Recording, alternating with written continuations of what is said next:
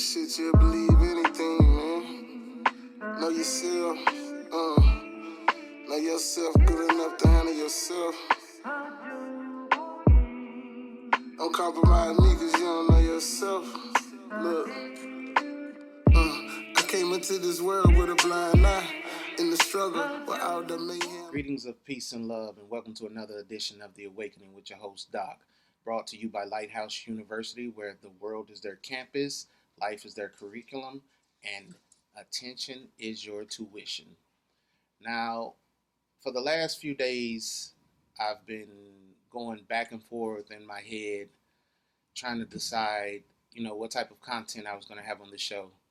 Because in the beginning, my first ideas and thoughts were to do a part 2 of my first episode, which talked about the dangers of labels and how once we label ourselves, we tend to take on the characteristics of that label. But the more and more I thought about it, I realized that we as a nation have much more pressing issues at hand. And, that's speaking towards the killing and misrepresentation of our youth in the streets, on social media, and all other media platforms. Far too long, we have allowed others to control the narrative of who, what, where, when, and why we as a people do things. We have allowed the narrative that our children are dangerous gang members, thugs, goons, hoodlums, and all of these things to come into our households and disrupt our families. We have allowed these things to turn parents against children, children against parents, and society against us all. We have children and young black men and women being killed by those who swore to protect them. Furthermore, we have children afraid of people that look like them because they're believing the narrative that those that look like themselves are dangerous individuals. I myself can testify that I once was a victim to these things, although I consider myself to be a pretty tough young man and so on and so forth. I still got an uneasy feeling when going into certain neighborhoods if I saw large huddles of men that looked like myself. But as I grew and my fear lessened and my love and understanding produced the fruits that allowed me to move forward and to introduce myself to these people and find out why they were on these corners and what they had going on during the day, I found out that a lot of them were just like me.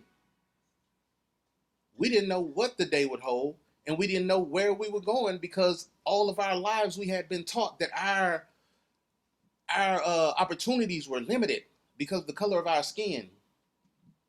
Our capabilities were limited because of the color of our skin.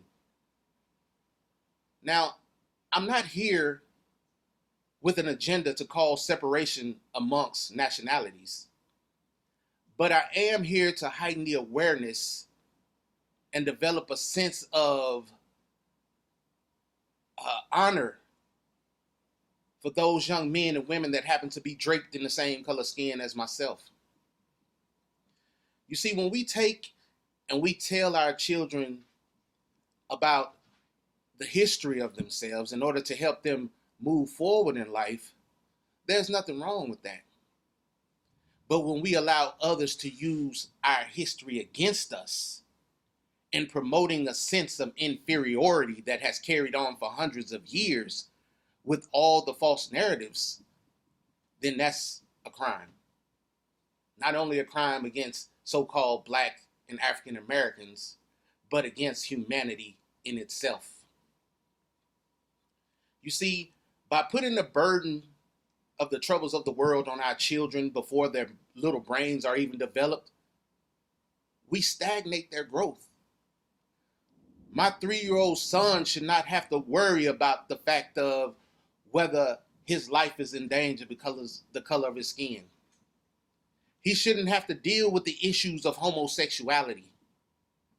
He shouldn't have to deal with whether or not a president is racist or a cop may kill him because he's this color or that color. Those are not things that a child should have to worry about. Unfortunately, we can't control what other people do, but we can control what happens within our households and within our communities. The things we expose our children to are seeds planted in their brains. And these seeds later on produce fruit because they will be nourished one way or another by society. If you plant seeds of doubt and fear in the brains of your children, then your child is most likely going to grow to be skeptical, doubtful, and fearful, which aren't keys to success. They're stumbling blocks in any situation. Now, if you're supportive to your child and you give your child positive and productive meals of thought, and you plant seeds of accomplishment within his brain and teach him the understanding that he is the master of his universe, or she is the master of his universe, of her universe, then that's the attitude they'll walk forward into life with. I've sat and watched countless young men and women feel that they have to gladiate to prove themselves, that they have to be willing to sacrifice everything in every situation, afraid of how walking away is going to make them appear to others. So the opinion of another has become more important than the sustaining of a life. Our young people are hurting. And as we make excuse after excuse after excuse on how unreachable they are and how unteachable they are, these are not truths. These are our sorry excuses for why we're not doing what we're supposed to be doing as the elders. You are too concerned with whether or not your children like you, too concerned with whether or not they're able to keep up with the Joneses. You will go out of your way to make sure your kid has the latest fashion, but won't go out of your way to make sure your kid has a proper education. What have we come to? Well, let me explain a little something to you that I myself feel, and it may be wrong, I may be a conspiracy theorist or anything else that you want to call me, but there was a story I once heard about a mad dog. And the idea was that this dog started out just like any other dog, a happy puppy. But as that puppy grew, he got a master. And that master treated that puppy horrible. He robbed him of all his joy. He beat him when beatings weren't called for. He starved him when anyone should have had a meal. This dog, who was once a happy-go-lucky puppy in love with his master with hope of endless possibilities, now is a quivering shell of a beast as he lays in his corner wondering when the next beating is going to come.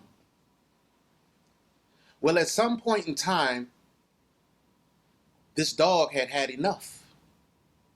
So when the master came in with his normal tirade and decided that he was going to beat the dog on this day, the dog lunged and attacked his master, only causing damage to his hand before his master put him down. Now, to those that didn't understand what had went on, someone alerted the authorities. And the man had to appear before a judge so that a ruling could be made of whether the killing was justifiable. So as the man presented his case before the courts, he painted a picture of how good he had treated this dog, how wonderfully and all the blessings he had given the dog over the years, and how great of a relationship they had. And he couldn't understand for the life of him why this dog would attack him. By the end of the trial, the man had convinced the courts that the dog had simply gone mad. Its attack was unjustified, and therefore it had to be put down. Now I want you to take a look at society today. You have people out here, mostly minorities, but not only minorities, but you have people out here today that have been beaten, raped, robbed, pillaged, killed, murdered, falsely imprisoned. These people have been treated horrifically. And yet everyone seems to turn a blind eye. And when one of these cases do appear and there's a blessing of a cell phone somewhere nearby that caught what actually happened on it, we make excuses for why it was justifiable because we know how they are. Oh, it was 6 and 7 of them. He was a part of a gang. She didn't take care of her children. She was known to sleep with countless men. Tell me what sleeping with countless men or not taking care of your children have to do with being brutally murdered. This is the only country in the world where the victim is the criminal. But I tell you this, my people, they are trying to create the image of a mad dog. See, these things are being done to you in secret, and you are reacting in public.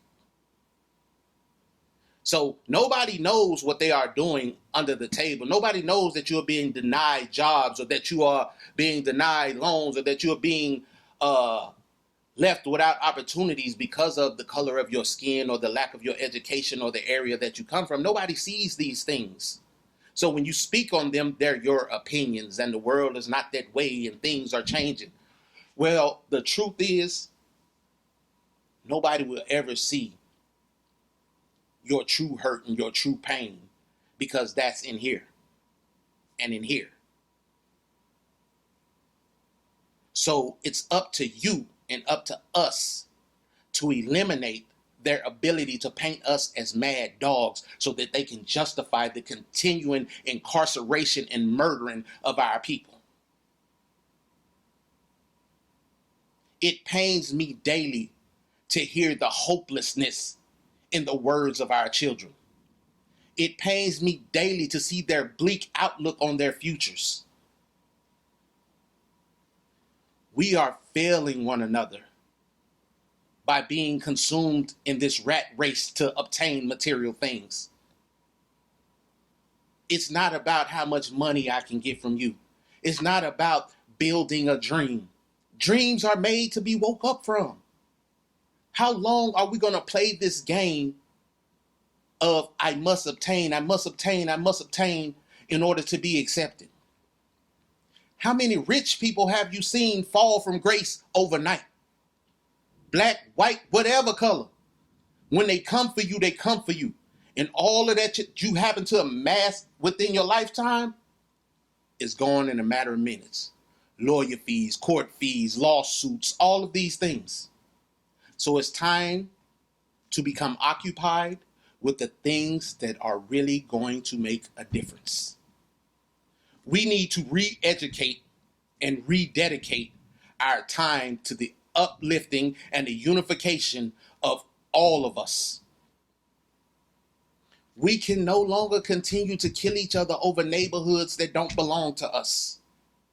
We can no longer continue to kill each other out of colors that were here before we were here and going to be here after we're gone. We can no longer allow these seeds of separation to be planted within our communities. It is time for us to unify and solidify our efforts. I'm mad at you because you don't see the world my way. You're mad at me because I don't see the world your way. What's wrong with us seeing the world how we see it and working together because we all understand the need for a common objective? See, you have to ask yourselves these things when you get up every day and you head out into the world. What type of attitude are you walking out into this world with? Are you being positive and productive, but have you already prepared yourself for the destruction? See, if you leave your house within your mind that things are going to go wrong, 9 times out of 10 they are. But if you leave your house with the understanding that I am the master of my destiny, and anything I set my mind to, I can create, then that's what you will have. If you're teaching your young men and women that they have to be tough and they have to scrape and scrap and all of these other things and keep the iron close and this, that, and chase that bag. And where has that gotten us? They say a fool and his money shall soon part.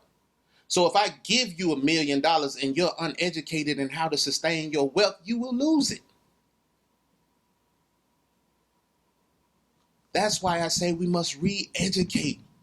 We must teach our children where the real value lies. It is the understanding that love is the one creative force. Through love, even hate is created. Through love, fear is created. So wouldn't through love all those things be conquered? See, we move in love and we crown ourselves with the jewel of understanding.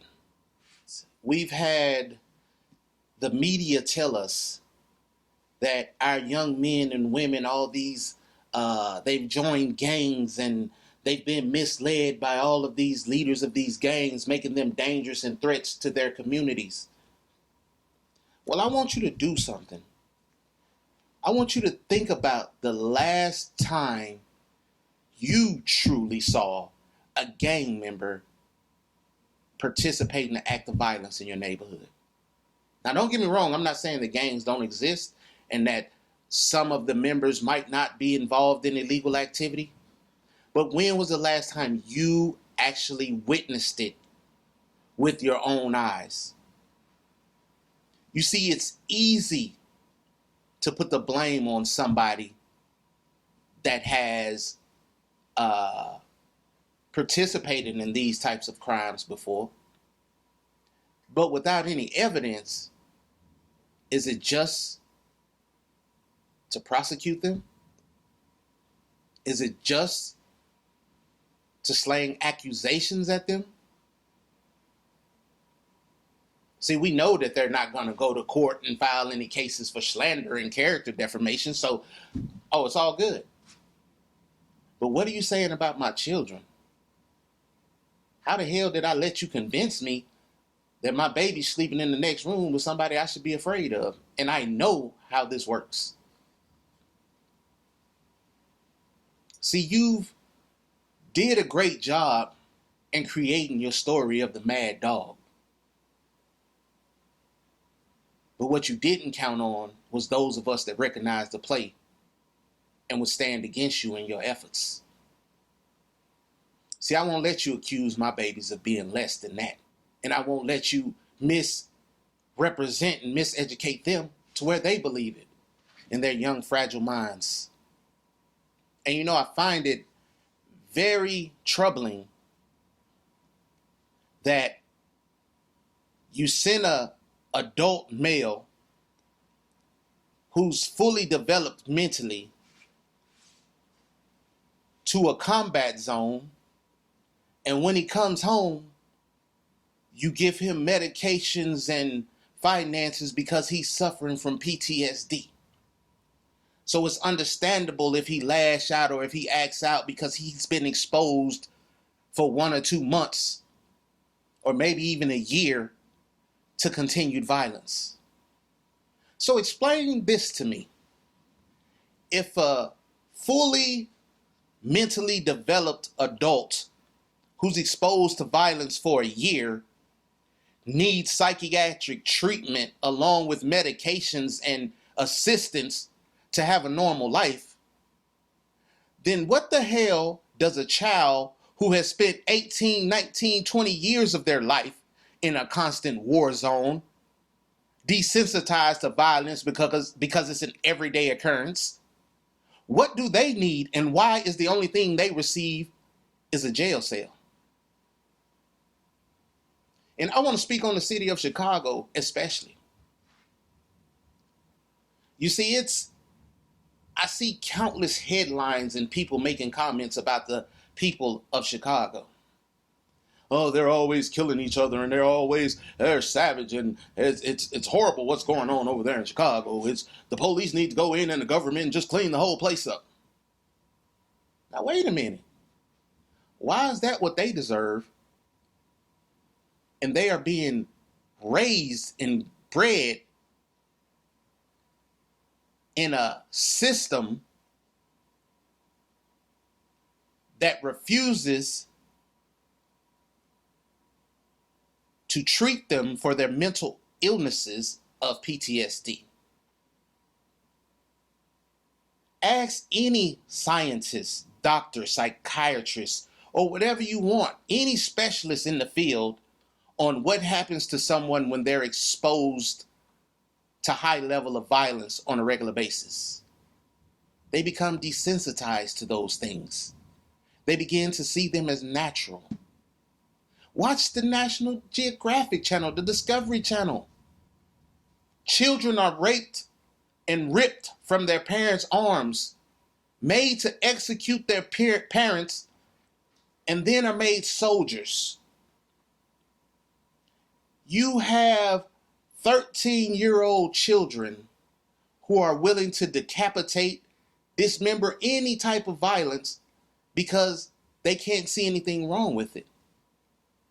Because their young brains were programmed to believe that it was natural.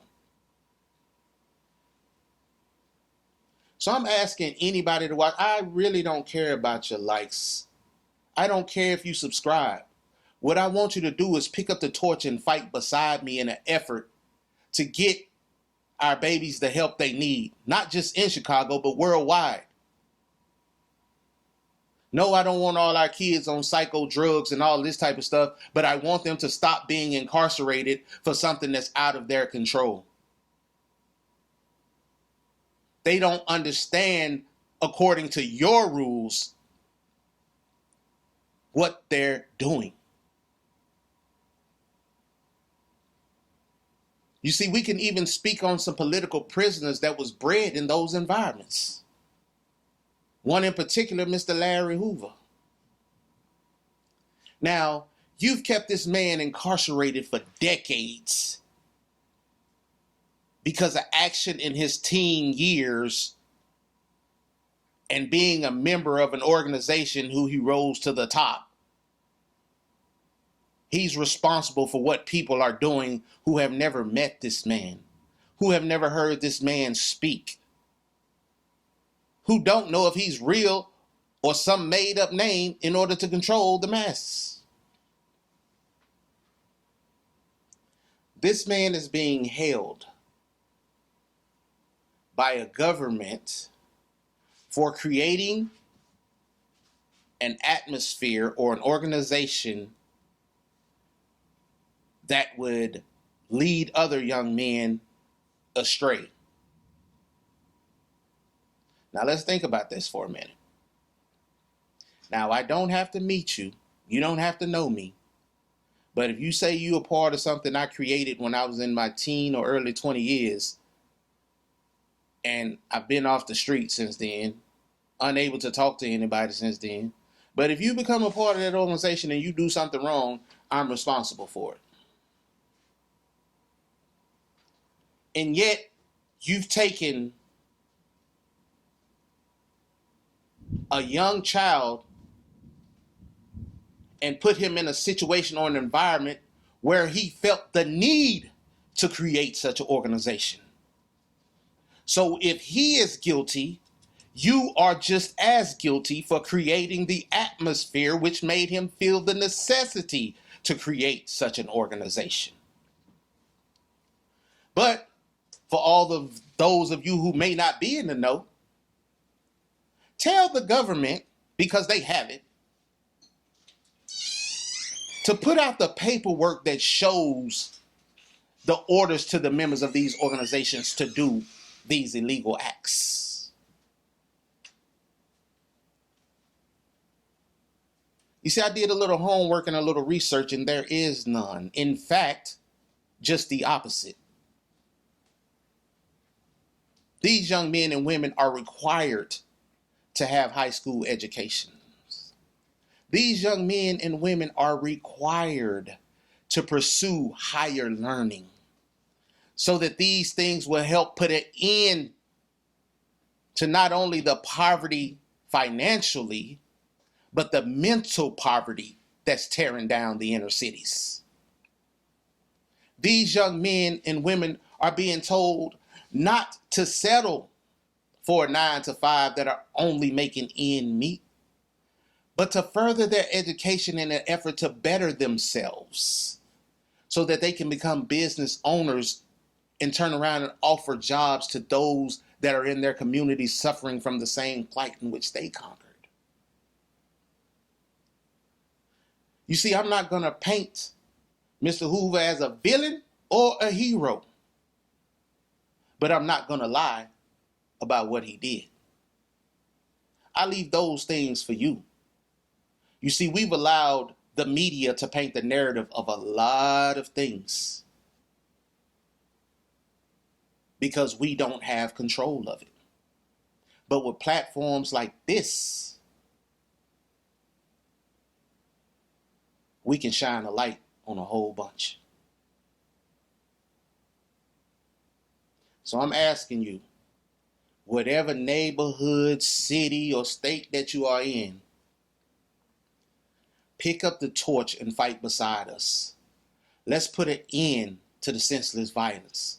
Let's put an end to the unnecessary killings. Let's create and maintain a positive and productive environment for our babies to grow up in. Let's end the idea that you have to carry a gun and kill your brother in order to become the top dog on the block. How about come up with the next idea that revolutionizes heart surgery? Because you're capable of that. How about let's design the next automobile that runs off of electricity or solar energy? Let's improve on those things that have already been created. It's not going to happen overnight, but it's not going to happen at all if we don't start somewhere. You know, every February, we as a people celebrate Black History Month.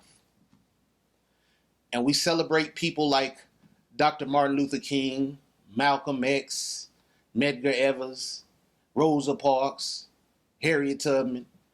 The list goes on and on and on. But the one thing that all of those people had in common was their desire to no longer sit on the sidelines. They got sick and tired and just said, no, we're not taking this anymore. We have a hero because she refused to give up a seat. Not saying that that's the only thing she done, but what made her decide, today I'm not getting up?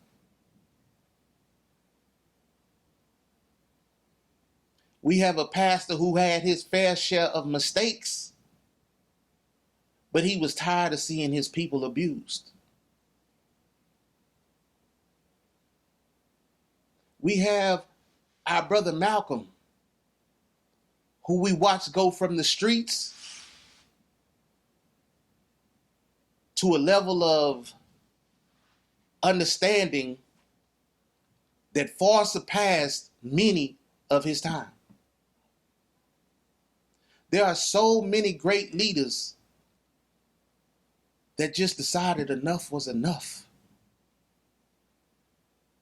And I'm pretty sure when they started out, they didn't think that they were going to revolutionize the world or have the impact that they did, but they wanted to have an impact.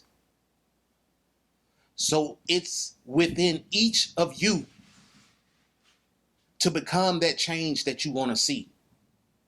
It's within each of you to say enough is enough. What's more important, chasing your bag or protecting these children? Miss me with the dumb shit, man. We've been here. We've done that. We keep running on this little hamster wheel going nowhere fast. They have our brothers locked up in these warehouses called prisons, rotting away. They're prepping our children to follow in their footsteps. So our children have developed an attitude of wild out as long as we can because they're going to either kill us or imprison us.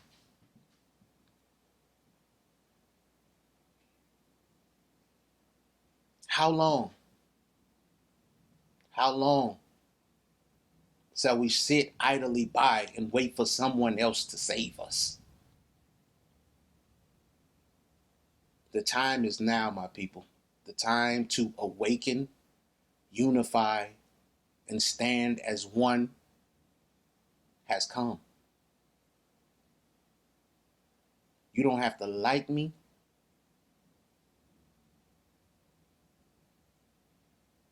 You don't have to stand with me, but just don't stand in my way. We mean what we say, and we say what we mean. We will no longer allow you to throw our children away. We will no longer allow our children to throw themselves away. I need mothers and fathers to impose curfews, watch the content that your children are viewing on their phones, monitor the content that this media is giving them, educate them on the realities of today, teach them how to use their rearview mirror of the past, and together we shall create the future that we all hope for. So now as we continue to prepare ourselves and develop the mindset that we must all take accountability for our own actions and the state that we are in this country,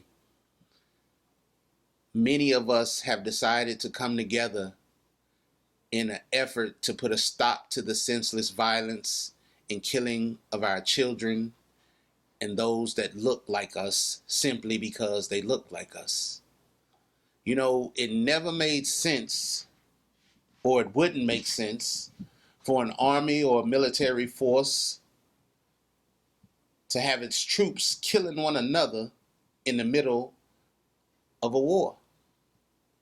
And in case you haven't noticed, we are at war in this country. Not a war of nuclear or mass destruction in a sense of bombs being dropped and automatic gunfire from one military to the other, but a war of illiteracy, a war of ignorance. The simple not knowing has been the cause of so much turmoil amongst our people in this country. So going back, and not to get too far off the subject, some of the elders and myself came up with an idea of how we could unify our people and open their eyes to the reality of our situation, that we will never be able to get them to stop killing us as long as we continue killing ourselves. Many that came before us sacrificed their lives and their freedoms in order to give us the opportunities that we have today. So on the front of this shirt, which is going to be one that marks our movement, we have a question. Is this why we sacrificed? Now, in this picture that you see here on the front, you have a young brother that has lost his life to senseless violence. And on the outer perimeter of the picture, we have several civil rights leaders and several leaders of the grassroots programs that have sprung up throughout the cities over time. Most of these people have passed away. Some are serving their lives behind bars, or are living their lives behind bars, political prisoners. And then on the back, we remind you by asking you the question again. How will we stop them from killing us? Which is a cautionary tale, which means pay attention. Danger is lurking. This is not the way you want to go. Be aware.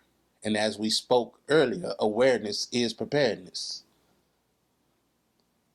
If we don't stop killing ourselves. That's a dead-end street. There are no winners of this war. If we continue to kill one another, the cycle only repeats itself. I kill you, you kill me, my son kills your son kills my son, and so on and so forth until there's nobody left. The violence must stop. Stop killing our own. Now, I don't want any of you critics to try to take this and twist this and say that we are promoting the killing of anyone. But the truth is, we're speaking on our people killing one another over streets and neighborhoods that don't belong to them. A young man lost his life for what appeared to be a $500 pair of gym shoes, but in reality cost $47.69 to make. And the person that killed him couldn't even fit the shoes. He just knew he could make a quick buck. We have allowed a piece of paper to take more value than a life. We have let our pride replace our common sense.